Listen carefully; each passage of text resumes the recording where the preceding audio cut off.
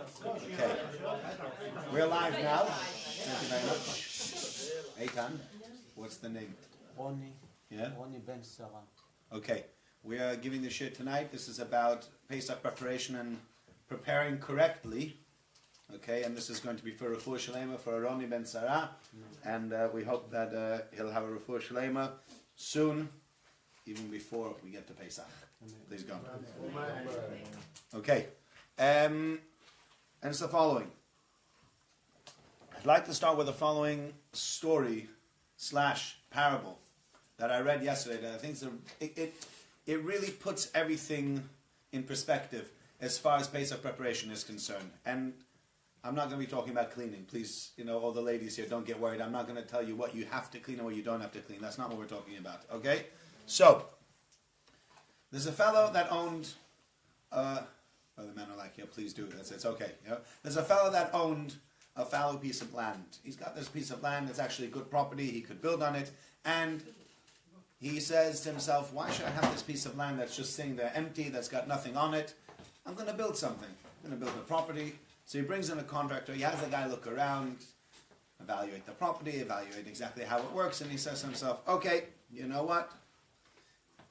You want a house, these and this size, this sort of dimensions, this sort of idea, it's going to run you about £200,000. This guy sits down, makes a calculation. He says, all right, if it costs me £200,000, I have the land already. So if it's 200 grand to build the house, that's not bad. By the time the house is built, they'll probably be able to sell it for more like 500. So we make £300,000 on it. That's brilliant. That's a great profit to be made on this. So he says, that's a great idea. Let's shake on it. We'll do it. So he's ready to do this building of the house, and he tells his friend the next day in shul, obviously after davening, we don't speak during davening, but he tells his friend, nope, definitely not anybody here. And definitely not out loud. No, definitely not out loud. But he tells his friend in shul, he says, listen, I got this great deal. There's a fellow that's going to build me a house. I have this plot of land anyway. He's going to build a house for 200 grand. I can sell it for 500,000 pounds. That's brilliant. So the guy says, whoa, wait a minute. Did you ask him for building specs? You want to know, what's he building it with? What do you mean? He says, you don't know what he's going to do. He might take rubbish plasterboard, bad bricks. He's going to use all the worst materials to build this house. Something like Broughton Green, No, you're laughing. I know, you know, yeah? Have you had service with renting those things out? I just know the development you're talking about. I know people that live there. It's not been... Thin walls, and it's not been done very well. It doesn't matter. It's not been done very well. I think you're not on live. Nobody saw that, Lawrence. That was Lawrence Finn. It's okay. It's fine.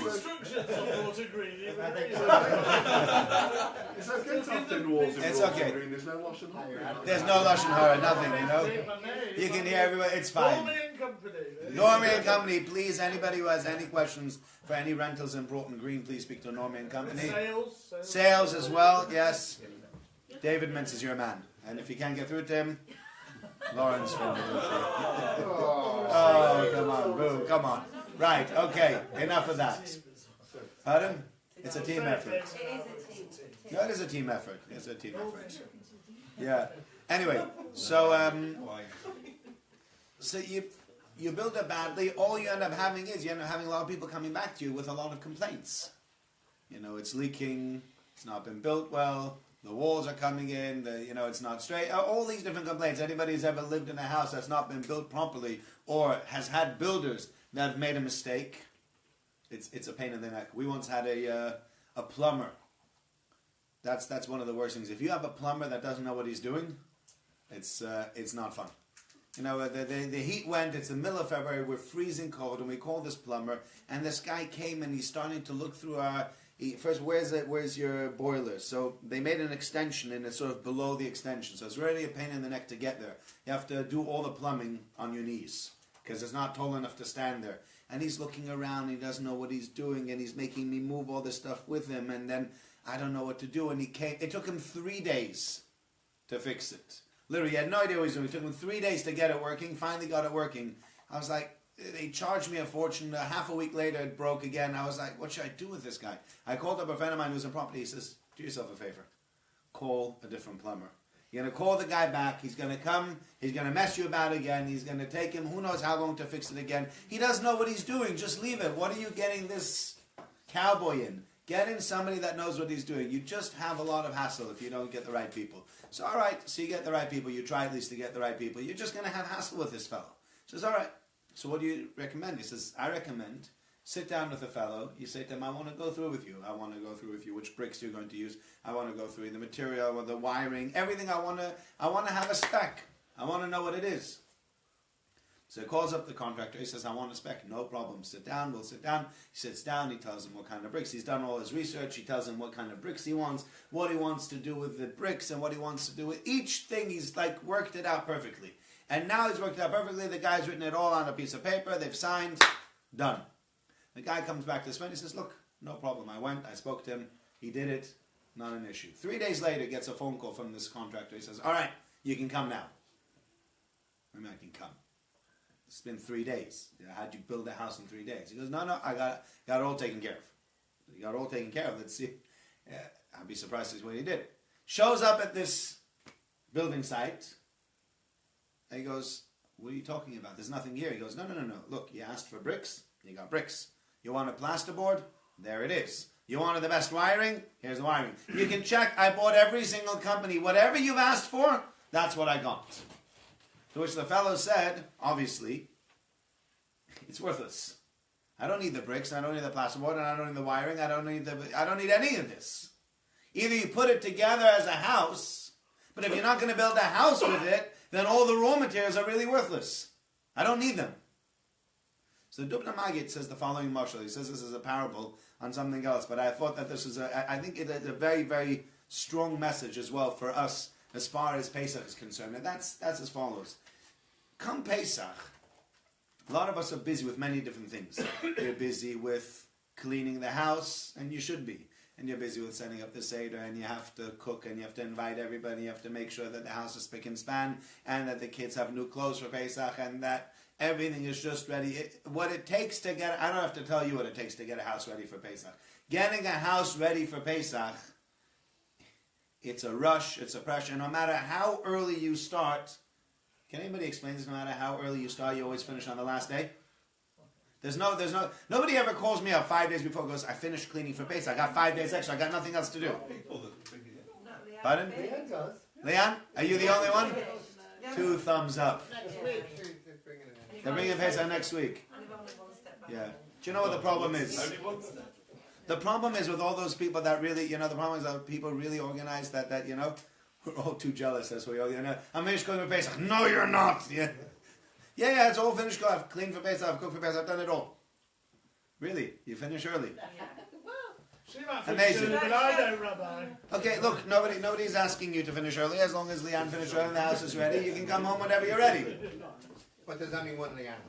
There is only one Leanne. Most of us are still lagging behind, and on the day before Pesach, still putting everything away, and you're rushing to go. She says if she's got a couple of days fish, she can help you. That's very nice of you. I'll pass it on to Miriam. I'll see what she says. I don't know. I find every year we go to burn the chametz at Heaton Park Shul, and then after we go burn the chametz at Heaton Park Shul, the next trip always is Tesco. You gotta go to Tesco. There's always still a whole list. And I've been to shops so many times. You go once, and your wife says, "That's it. You've done. You have everything." And then the next day, there's another list. And you spend another £100. And you're like, I thought we had everything. Where did that £100 come from? No. Now we're done. Now we're definitely done. 2 days later, another list. It's unreal. It's just, and it's not that she's buying all these extras. I'm not saying that my wife's gone and bought out the whole shop. But you don't know how it just keeps on growing and growing and growing. It just does. But you've done all that preparation, and you've put all the raw materials down, and you're ready now for Pesach. But what you haven't done is you haven't actually looked at building the building, so to speak. To put it all together, to have it all set up for you. But the bottom line is that you're not really ready to go ahead and to do or to get out of the Seder what you're supposed to get out of the Seder. So what? So you have matzah, and you have maror, and you have 4 cups of wine, and you've got the whole place cleaned up. But that's only the raw materials. That's only what it takes to get there. Once you have all that in place, and that's why it's so important to discuss Pesach and to think about Pesach before you start. It is so important to realize that Pesach is more than just putting everything in place. If you're going to put everything in place and then not do anything with what you've put in place, then what would you put it in place for? Right? Do you understand what I'm saying? So we need, and that's really why, when John said we're going to get together, we're going to discuss Pesach. So I thought, yeah, it's a great idea. Let's get together, let's discuss Pesach. Let's discuss what it means to really prepare for Pesach. Not only, and that's why I said, when I'm talking about preparations for Pesach, I meant it. I'm not talking about cleaning. You clean, everybody knows how to clean the house for Pesach. You've been doing this for years already. I'm not here to tell you extra chumras or how to do it or how not to do it. You have your rabbi, you ask him the question when a question arises, you can call me, you can ask the question, you can ask your own rabbi the question, what you want to do, etc. But I'm talking about more than that, because if you've cleaned the house for Pesach, but you've not really figured out what you want to do with Pesach, so I clean the house, now what? You've not really gotten the benefit out of Pesach that you're supposed to be getting from Pesach. So that's what I want to discuss tonight. And I want to start with the following. I think there are two topics or two ideas that came to mind to me tonight about preparation for Pesach. And I think with these two topics or with these two ideas, should be able to get a bit of an idea of how to prepare. Can I borrow someone's watch? I'm sorry, I gave the kids a bath tonight, and that's part of the reason I'm late. Going to that, we have my youngest. He looks. Thank you so much, Sean. He looks like an angel. My youngest looks like an angel. Then you look away, and he's just a terror. So I just went downstairs. I had to do. Pardon? Steals watches. Yeah, so, he doesn't steal watches. I took the watch off to give him a bath. But I went downstairs just to plug in my phone. That was it. I went to plug in my phone. I put one or two things. I came back to the bathtub. He had opened up. We have a cupboard that has one or two books in the bathroom. He had taken out all the books, thrown them in the bathtub. He had taken out, there was a whole bunch of cotton wool. He had taken all the cotton wool out of, thrown it in the bathtub. There was a whole bunch of other products, everything. I came into the bathtub, it was like this high, full of stuff. I was like, Never okay. had one like that. No, you never had one like that? No? No, never. No, not your kids. You're Yeah, more than one like blaming that. him. You left the kid unattended in the bathroom. You're blaming him. Yes, it could be. I wasn't going to say that, but I don't know. Social workers in the room. No, he wasn't in the bathtub. There's nothing wrong with him unattended. Do you watch your kid all the time? Hard work. Not anymore. You try. Definitely not anymore. Definitely not anymore. More than even before. There'll be But an it's- angel once he hits Well, one day. 30, you think? None of yours have hit 30 yet. sooner than that. Sooner than that, Exactly. hopefully. That's the point. Who keeps books in the bathroom? Who keeps books in the bathroom? I don't know. It's not my books, it's the kid. Whatever. Yep, moving on. But, so I don't have my watch. But whatever. That's all just a side point. There are two main themes that I really want to talk about. There are two main themes, I think, that you need to come out from the Seder, and that is, and the two themes I think are very, very strongly connected. One is the theme of emunah, of belief in HaKadosh Baruch Hu, and the other one is a theme maybe of a gratitude. Those are the two themes that I think, and if you can come into the Seder preparing yourself and saying to yourself, okay, I want to go into the Seder to come out of it with a greater feeling for Hashem, for a greater understanding, a greater love for Hashem, then you've done something. You can't just go into this, what are you doing with this Seder? Well, we're going to go in, we're going to have the wine, we're going to have the matzah, we're going to say Divrei Torah, we're going to sing, we're going to be finished, and everyone's going to go to sleep. Then you've, sorry. Well done, thank you. You're on air for that one. Thank you. That's what you were thinking, right? Don't worry, I'll just text her. Yeah. It's okay, it's fine. Nobody can see him, right? So that's really the two ideas. I think the two ideas, as I said, emunah, believe in Hashem, and number two, which is having hakaras hatov, having a sense of gratitude to Hashem for everything that He's done for us, which then leads on to the next one, which is avas Hashem, which is love for Hashem. So we're going to work through this slowly, and that is starting with emunah, starting with belief in Hashem. Yetzias Mitzrayim. I think when we had a group of the men, sometime we spoke about the idea that Yetzias Mitzrayim, coming out of Egypt, is really for us as a Jewish nation one of the cornerstones of our faith. There are so many mitzvahs that are Zeichel Yetzias Mitzrayim. Anybody can think of a mitzvah Zeichel Yetzias that you do. Anything? What do we do to remind ourselves of Mitzrayim? Any mitzvah? Pardon? Firstborn. Okay, redeeming the firstborn. What else? Or at the Seder. Kiddush, you say, not at the Seder, the whole year round. The whole year round. Friday night. Friday night Kiddush, right? But not only Friday night Kiddush, it's Friday night Kiddush is really what's it talking about? What are we sanctifying? About Mamikachin.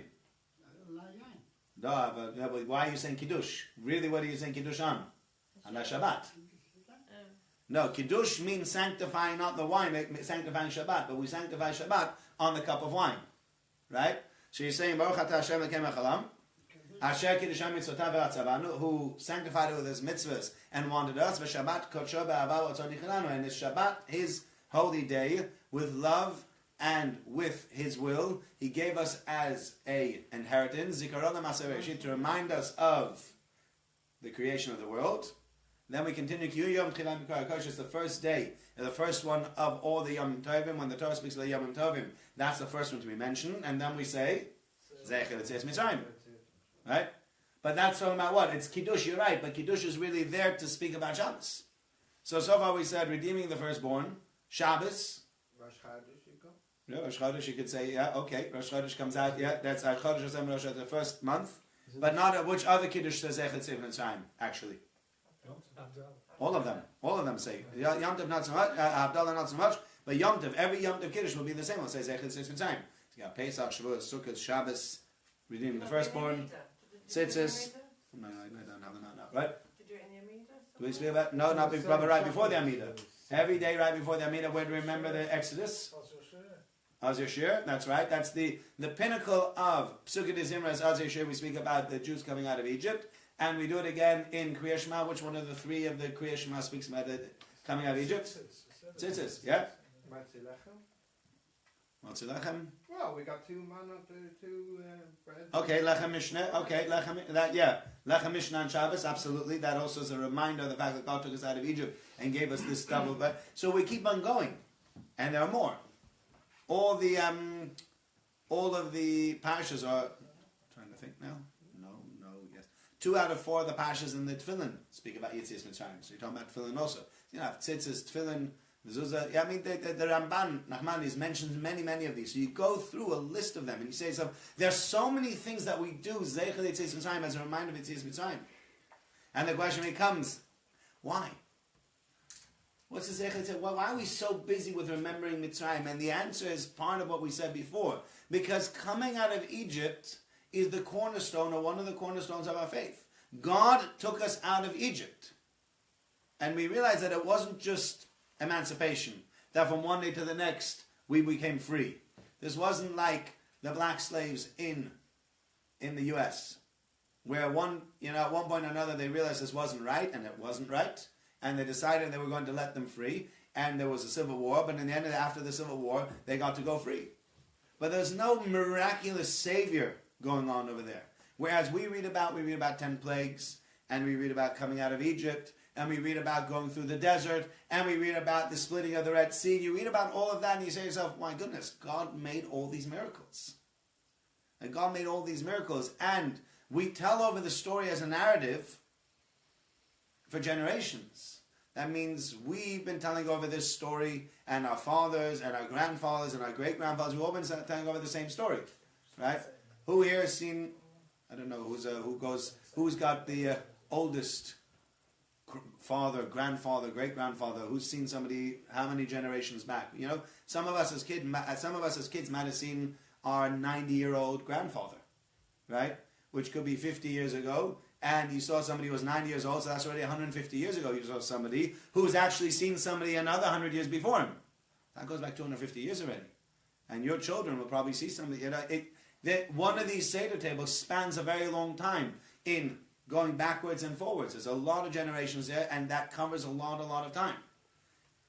And you heard the story from your grandparents, but I don't think your grandparents at one point or another said, you know what, the story was a lot simpler, but let's embellish this story. Let's make it a little bit more fun. Let's throw in some plagues. It sounds a little bit better. Like, what happened? God said we're going out, and that Pharaoh said, okay, no problem, you go, and you go, doesn't sound good. Can't really make a Yom Tov out of that. Let's throw in this idea about the plagues. You can't just come up with that. It's a story similar almost to the story of Matan Torah, of giving the Torah, but not as intense as that. where everybody tells the same story to their children. This is our heritage, and we've passed it on from generation to generation. And so there's a great amount of emunah, because we know from generation to generation it's been passed down in this way, so that we have a tradition that this is what happened when we left Egypt. And it means it gives us a certain amount of time to reflect on our belief in God and what God did for us. That's the first point. And it's, people often say, well, you know, how many of you have said, well, it's all belief. It's you can't really know, and we always have this discussion about, can you really know, can you not really know, and then people will say, maybe there's only that far that you can go with discussions in faith. Because if I could show you faith, black on white, like a logical conclusion, if it was like 2 + 2 is 4, 1 + 1 = God, you know what I mean? No, not 1 + 1, but you know what I mean? But if I was able to say, then everybody would believe. There'd be no question about should you believe, should you not believe, can you not believe? It's not possible not to believe, right? Does anybody not believe in buses? No, I've never. Even if you hadn't seen buses, you heard of buses, but everybody believes that there's a bus. You go outside, you'll see there's a bus. You see there's cars. You see there's rain. You see there's snow. Nobody turns around and says, I don't believe in snow. Really? Well, just come outside when it snows. You'll see it snows. Right? If it was that simple, then it's impossible that. So God couldn't have made it that simple, because then there's no test. There's no test of faith. On the other hand, God's given us enough information, and He's revealed Himself enough to us to be able to turn around and say, yes, He's not revealed Himself to me personally, but I have enough in there, enough to be able to believe that God is there for me, and that the Seder night is a time to strengthen that belief and to realize Hashem is a reality. And that's really, really important. That God is a reality. He's not just an idea. He's not just some kind of thought. He's not someone's fantasy. I remember there was a rabbi by the name of Rabbi Zeldman who used to tell this story in Aish, that he had this conversation, and people say, he had this conversation with this fellow, and this fellow was saying to him, look, your thoughts create your reality. And there is some truth to that. He said, but, therefore, your thoughts create your reality. You believe in God, therefore for you there is a God. I don't believe in God, therefore for me there is no God. That's what this fellow said, because your thoughts create your reality. So for me, my reality is that there is no God, and for you, your reality is that there is a God. To which he said, no, you're misunderstanding. They had this whole conversation back and forth. What do you mean? If you think it's not raining, is it not raining? You can't say that. God is beyond, our understanding of God is that it's not just, in my mind, there is a need. Because you speak to many, you read the books, specifically if you read atheist books, they're very, very strongly about the fact the more we can explain things scientifically, the less there is a need for God. And we say, well, need or not need, it's nothing to do with need, or like, do I need God or not? If I believe as God as a being, if I believe as God as a reality, then whether I need or whether I don't need, and I do need, obviously, but even if I were to say I can explain it differently, but if it's a reality, then it's a reality. Then whether you like it or whether the way you explain it is irrelevant. Okay? And you have to realize that this is the first main point to be taken out from the Seder, is to realize God is a reality and God is there for us, and we need to understand that at the Seder and make that part of who we are. That's point number one. And point number two, which is then the point that comes with it, is that once you realize that God is a reality, now let's look at the story again. And you go through, one of the things that I went through yesterday when I was going through the Haggadah, I find Dayenu to be really beautiful. I don't know how many of you have ever read Dayenu and really understood what Dayenu says. Because Dayenu means what? It would have been enough. If somebody bothers you, I call my sister sometime on the phone, and when my sister's kids are fighting, one says to the other one, die! Yeah, have you heard this loud die? No, die kvar! Yeah? Dayenu, die means enough, must speak, die. Dayenu would have been enough for us. Right? Because nu at the end is us, so Dayenu, enough for us. So you go through, Ila Hotzianu Mitzrayim. You took us out of Egypt, and He didn't do anything to the Egyptians. If He had just taken us out of Egypt, that's it, we would owe Him a tremendous debt of gratitude. But he didn't only take us out of Egypt. Beyond taking us out of Egypt, he now also went ahead and he punished the Egyptians. And you go through it. What he punished the Egyptians with? The fact that he got rid of their gods, and the fact that he took us out of Egypt into the desert, and he gave us food in the desert for 40 years, and he gave us not only food in the desert for 40 years, he gave us the manna, and he gave us Shabbos, and he gave us the Torah, and he gave us Eretz Yisrael. And I think that's part 2 of the Seder, which is on the one, then, understanding the fact that God is a reality, and then taking that reality and figuring out what does that reality do for me in my life. Right? That's really, really important, because there might be a reality, but if the reality is irrelevant to me, then I never think about it.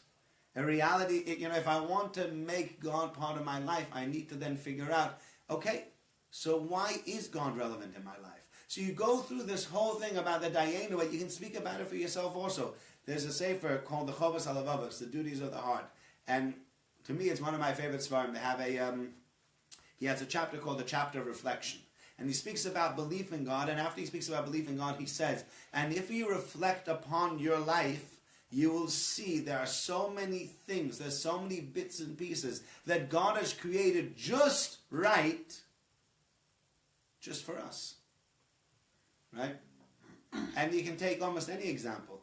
There's so many examples. I was the optician today. Right? Just to understand the depth. We have a dentist here. Do we have any opticians here? No opticians here. Right? No, Rob. Oh. Opticians. Well, yeah. Yeah, okay. We can speak about teeth also. We can speak about that. You speak about teeth. You speak about eyes. You speak about any part of the body. But the eyes, they're so incredibly complex. How many millions of pieces, there are within the eye, and they keep on discovering more and more. I think Michael Greenberg told me that I think they found now the cornea, which is a tiny, tiny layer of skin. They found a new layer within the cornea. There's a 7th or 8th layer within that skin. So there's 8 layers of skin, and each layer does something else, and you got a pupil that dilates and that goes smaller and bigger, so that not to let in too much light, because otherwise, you ever gone to the eye doctor and they put the drops in afterwards, you walk around and you have to walk around with sunglasses because your eyes are all dilated and there's too much light coming in. Thank God that doesn't happen all day long. Right? Imagine if your pupils didn't open and close. You walked into a dark room, you wouldn't be able to see anything. Or you walked outside and you'd be able to see too much. Imagine if your eyes took time to focus from far to near. You're going here, you're going there, it just focuses automatically. When I use a camera, every time I move the focus, I have to refocus everything. I can look far, I can look near, I can look at you, and I can do whatever Yeah, 5 minutes. Right? No, not me. I'm just kidding. Right? I can do whatever they're amazing. And then I have a mind that works together in tandem with my eyes that is like this almost never-ending memory card. Because we see things at like millions and millions of pixels. I once saw if you were to make a camera with the eye's ability, you'd have to have the most modern cameras today. They don't really do it. And you see that in millions of pixels, and your brain registers every single second. And they've been able, under hypnosis, they've been able to sort of bring pictures out of people things that they saw 10, 20, 50 years ago. They're able to tell you, yeah, I remember I was sitting next to so-and-so and this is what he was wearing. Because deep in your subconscious, all that is still there. That means every second your mind is scanning everything around it, the details that you realize and the details that you don't realize, and you can then go back even and recall that. Now, we didn't need eyes like that. God gave them to us. How wonderful is it, we can go down to we'll speak about for the dentist. How wonderful is it how often have you seen teeth growing the wrong way?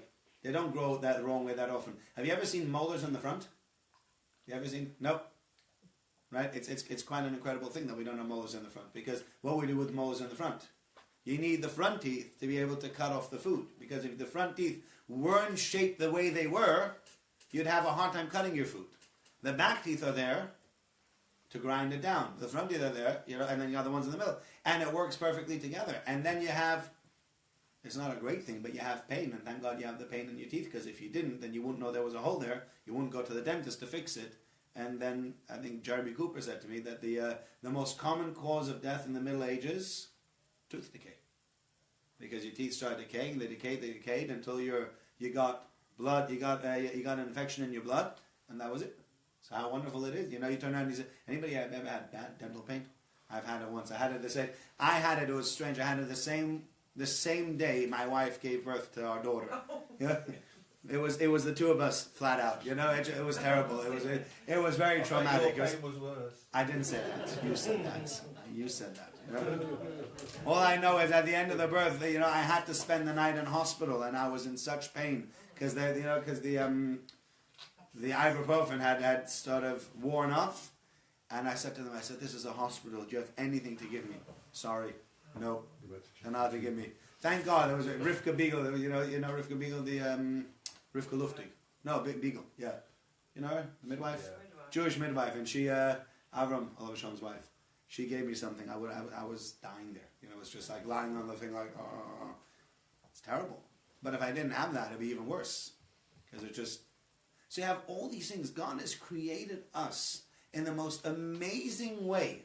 God has given us the most amazing body. Yes, there are parts of the body that sometimes malfunction, and sometimes they don't last as long as we'd like them to last. And some parts work better, and some parts work worse. And as you get older, you can't do the things that you were able to do. Even myself, I realize now when I played sports 2 days in a row, and somebody said to me, do you want to play with us tomorrow? I said, no, I'm not doing it. My knees are hurting me after 2 days. I need to give them a break.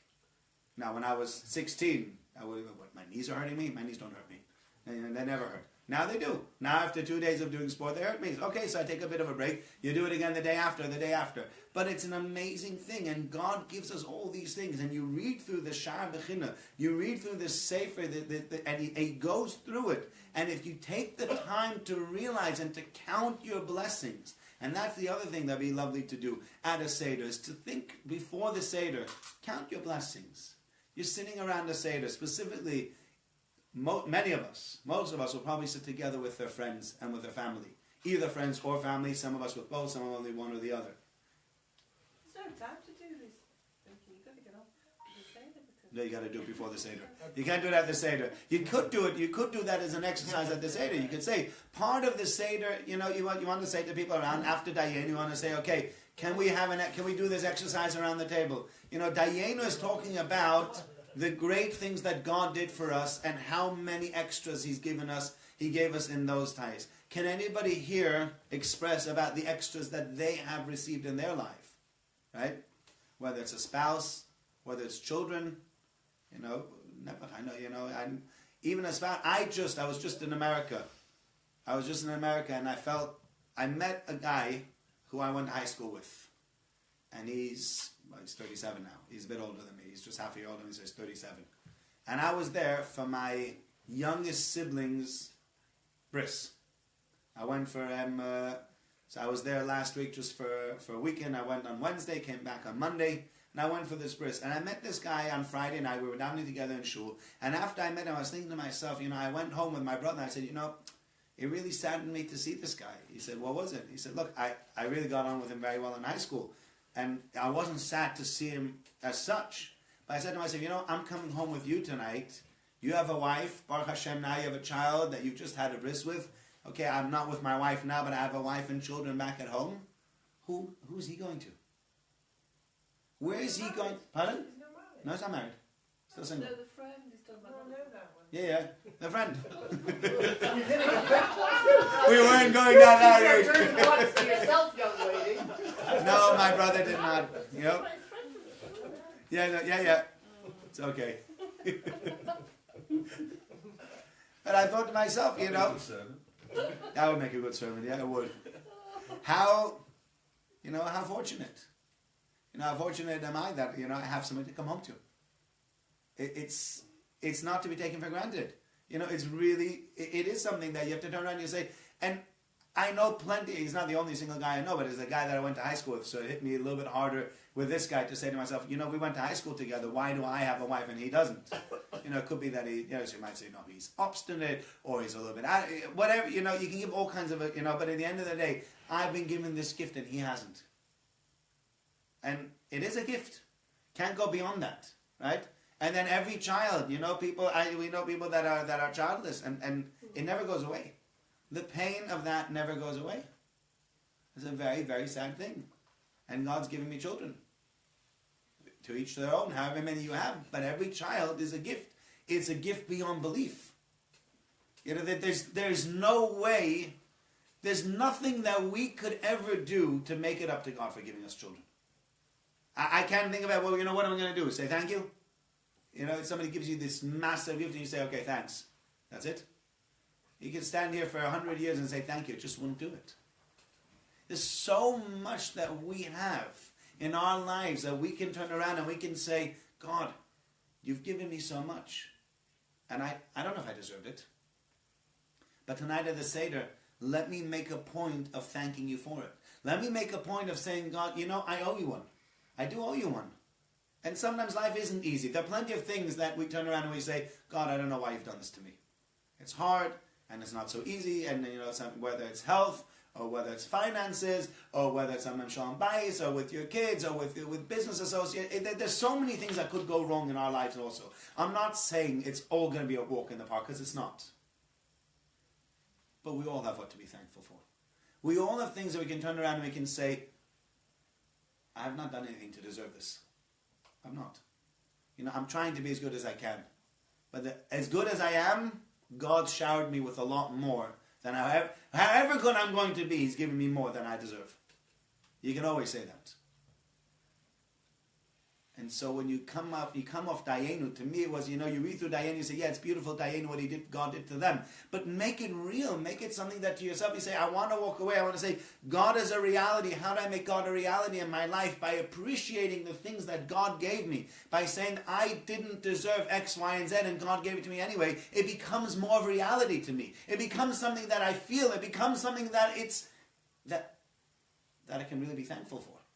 Because I've now connected the dots. Which then leads us to the last part, and this is what I wanted to end with, is that on Pesach we read Shir HaShirim. Shir HaShirim is the song, so the love song in inverted commas between God and the Jewish people. You read it, it sounds very, very almost extreme.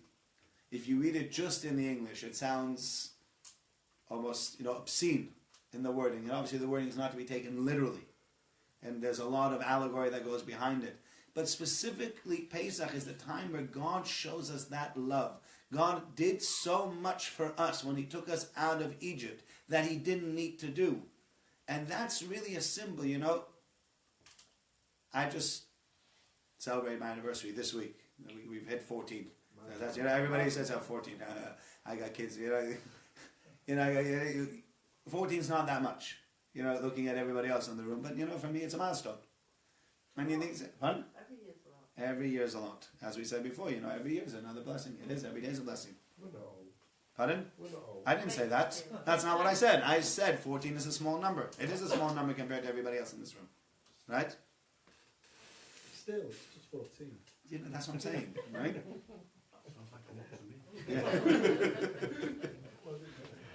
Yeah. But, you think about it. You say, 14 years is there's...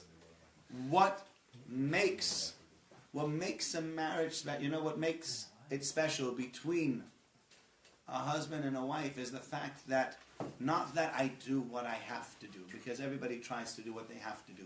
But if you go beyond that, if you try to do more than you have to, that's really, in every marriage, that's what we're trying to do, is we're trying to give to our spouses, we're trying to share ourselves and share our lives with our spouses. Not only to say, okay, she needs help with A. I did A. Can you help me with B? I've done A already. That's it. I'm not doing any more. Right? I fulfilled my quota. I've done 2 ticks on my boxes today. I'm finished. Well, that's not a marriage. Obviously, we go beyond. Most wives definitely go above and beyond what they have to do for their husbands. Husbands need a bit more work in that. I think women are very, very good at that, and men, I think, could do with a bit of shaping up on it. But we're trying. Give us a break. Give us a break. We are trying. Yeah. Oh, it's 5 past 9:05. Zach's got the books in the van. Yeah. He's really got the back there. But it's the extras, And when you see those extras that God gives us, you turn around and you say, you know what? that means that God loves me. You know, sometimes it's hard to see it and sometimes we don't feel it. But God loves you, because if He didn't love you, He wouldn't give you all that extra. You know, if He didn't need you, He'd just get rid of you. But if He wants you here, He's got you here for a reason. And He loves you. No matter where you're up to in that, no matter where you're on that scale, that is, you know, He's got a plan for you. What it is, we don't know. How it's going to pan out, we don't know. But He's given us so much more than we deserve. And for all that, that's what Shir Hashem is there for. That in the end, there are people that at the end of the Seder, they sit and do Shir Hashem. I don't know. Truth is, I've never met anybody that does that, quite honestly. Most people that I know that at the end of the Seder, after 4 cups of wine, after who knows how many matzahs and mar and everything, they have a stomach ache and they have a headache and they go to sleep. You know, they're half drunk, they got a stomach and all the matzahs, and that's it. I'm going to bed. But I know, but officially, you know, if you look in halacha, there are people that actually, you look in certain haggadahs, in the back of the haggadah, you find Shir Hashem there. There are people that actually say Shir Hashem. They learn Shir Hashem and they don't go to sleep on that night because it's a special evening. It's a night where we rekindle that love and that relation with HaKadosh Baruch Hu. This is the night that God chose us. This is our anniversary as a Jewish people. And it's a night to treasure. It's a night to prepare for. And that's really what's so important. Prepare for what Pesach is going to be for you. Don't just roll into Pesach having done everything that you have to do, making sure that you've ticked all the boxes and you got all the bricks and you got the plasma, you got everything that you want to, but you don't really understand what it's all about. Right? If you're going to buy a present for your anniversary and just throw it down on the anniversary, I got to go to work, here's your present, bye. Yeah? You're not going to do very well on that anniversary. You're not going to come home to a smiling wife. Say, but I bought you an expensive present. Who cares? Right? It doesn't do it. It's not about the present. It's about the thought that you put into the present. Sometimes the present can be cheaper, but if you've put in a lot of effort and thought into that present, it's a lot more meaningful than if you've gone to Beaverbrooks and bought the most expensive piece of jewelry and thrown it down and run out to work. It doesn't count. So you say, but I spent thousands of pounds. Who cares? That's not what it's all about. And so it's not all about doing the actions. It's not about, I got the t-shirt. It's about preparing yourself and bringing yourself and putting yourself into that mind frame. That Pesach is the time where we reconnect with God, where we have that anniversary, and where we realize A is a reality, B, that He's given us more than we need, and C, that therefore it means that we want to reignite, reconnect, and rejuvenate our relationship with God.